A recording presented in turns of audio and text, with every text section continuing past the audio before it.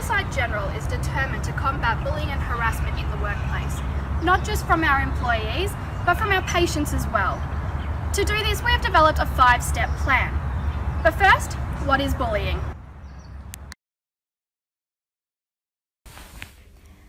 The Oxford Dictionary defines a bully as someone who uses strength or influence to harm or intimidate those who are weaker.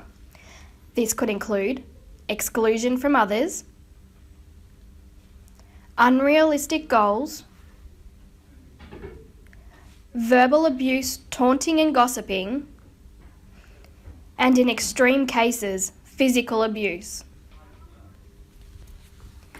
Bullying and harassment can lead to many detrimental effects for the individual and the organisation. For the individual, depression, reduced job satisfaction, post-traumatic stress disorder, and even physical manifestations, including anxiety attacks and heart attacks. For the company, it can include reduced productivity, absenteeism, risk of legal action, reduced public image, and a hostile work environment. So what can we do? So I know what you're thinking. Education is boring.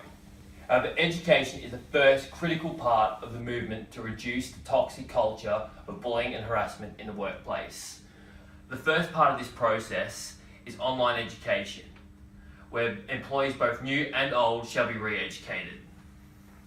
The second part of this process is seminars, where senior employees will be taught how to address bullying and harassment within the workplace. So just remember, education, education, education.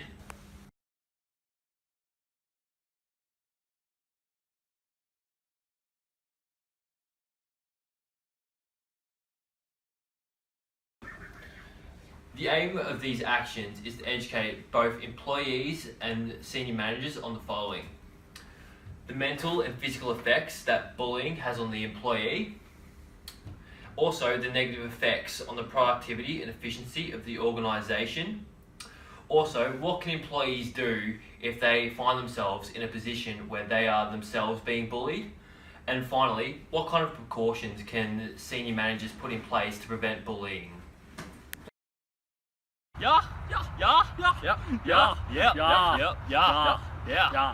But the question is, how do we protect ourselves from patients?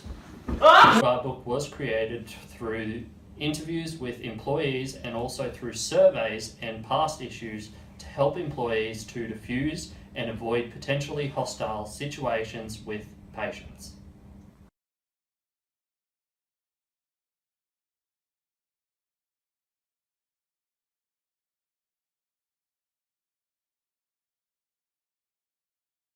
Okay, everyone, there is a new employees guideline book that just released, and I suggest you all read it. Any questions, any inquiries, please come to me at a later date. Have any questions? What if my situation isn't part of the guidebook? Well, towards the end of the guidebook, there is a section about patient behaviour and how to handle certain behaviours. I'll keep that in mind, thank you.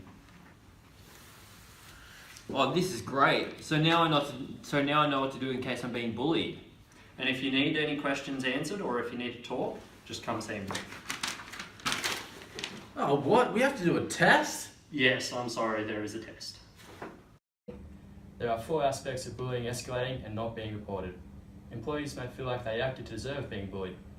They may believe the situation will resolve itself, or may feel like there would be social and work ramifications.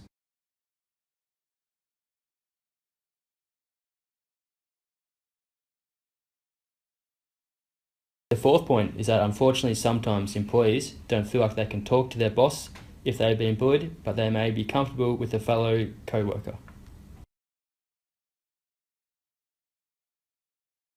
Cue the new employee-based initiatives team.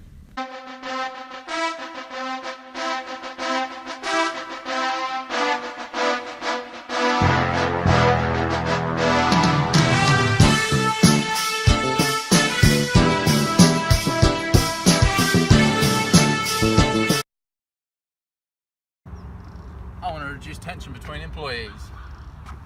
I will deter bullying with my mere presence. I want my employees to feel safe. I just want to be part of a team.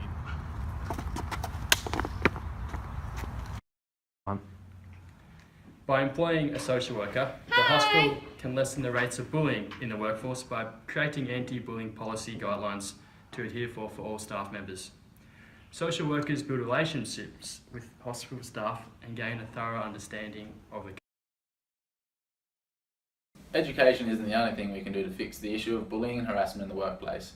The introduction of a new harsher penalty system will act as a deterrent. This new system will have 3 key components. These include creating a new reporting outlet to process punishments and identify repeat offenders, and the development of a database to record this information. The introduction of more severe fines will create awareness that inappropriate behaviour can lead to financial repercussions. As there are many essential staff working in a hospital, the suspension of critical members could lead to struggles within the hospital, forcing the whole industry to take bullying and harassment more seriously. However, in more serious cases, it will be considered.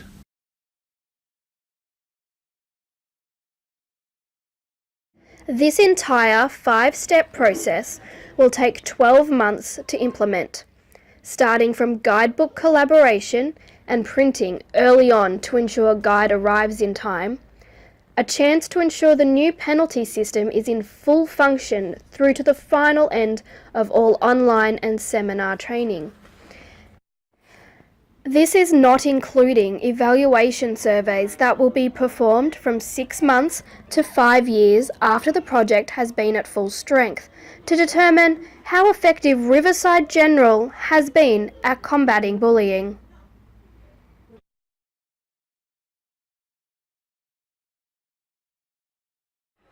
With a massive 95% of employees having some contact with bullying, and the main focus of Riverside General's bullying focus centering around employees, the biggest risks to the entire project are from the people.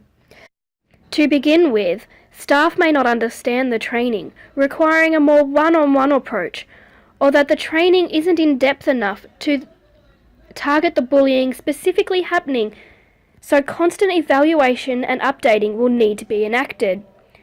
The social workers or employees may not even adhere to the new guidelines or ethical standards, hence the new repercussions. But hopefully by explaining and acknowledging the importance of the new policies, resistance to change will be lessened.